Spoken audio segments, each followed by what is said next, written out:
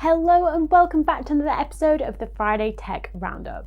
I'm Louise and I'll be giving you the inside scoop on all the latest and greatest tech news from the past week. And if you want to learn more about anything mentioned, just head over to the comments section where you'll find the article links, or head over to our Tech Cube podcast with Eloisa Tovee and Andy Tebb, where they do a deeper dive into the news. So without further ado, let's go. So first up, a new vulnerability called Log4Shell is being touted as one of the worst cybersecurity flaws ever discovered. The vulnerability is based on an open source logging library used in most enterprises and even government agencies.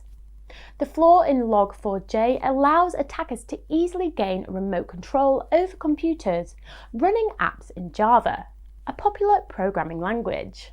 Number 2, researchers at the University of Darmstadt, Brescia, CNIT and the Secure Mobile Networking Lab have published a paper that proves that it is possible to extract passwords and manipulate traffic on a Wi-Fi chip by targeting a device's Bluetooth component.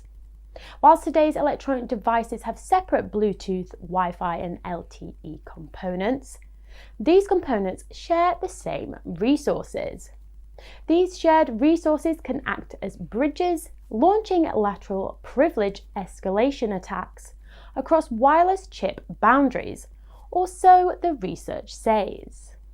Number 3, thousands of people trying to book their COVID booster jab earlier this week led to the NHS website to crash. This came just after our Prime Minister announced that he was bringing forward the deadline to offer all over 18s the COVID booster forward by 1 month, to the end of December.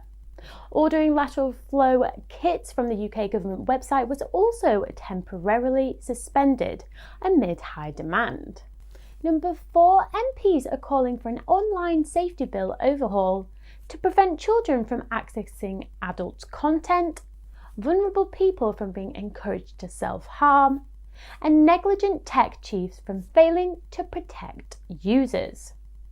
The committee says that changes are needed to tackle an industry that has become the land of the lawless.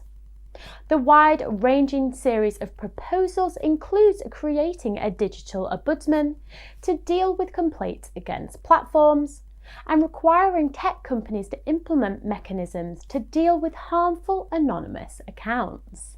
And finally, number 5, the CDEI has published a roadmap to a world-leading AI assurance ecosystem within the UK. The roadmap was first outlined as part of a commitment to the UK's national AI strategy to create trustworthy, effective and compliant AI tech in the country. This will also reportedly help to regulate the threats posed by the tech and encourage the adoption of risk-free solutions in multiple industries. So that's all the tech news I could squeeze in, but of course we've got a few shout-outs. We'd just like to say a big thank you to all of our ECS'ers that headed out earlier this week into the wet and cold weather to raise money for End Youth Homelessness. We're currently raised over £1,500, but if you'd like to give us a little boost, check out the link below. Also, one of our ECS'ers, Eloisa Tovee, took a trip up north to the true hub of innovation. Yes, obviously we're talking about Scotland, a place where innovation is booming. Discover how you can be at the forefront of this innovation without the need to relocate to the big smoke by checking out her blog.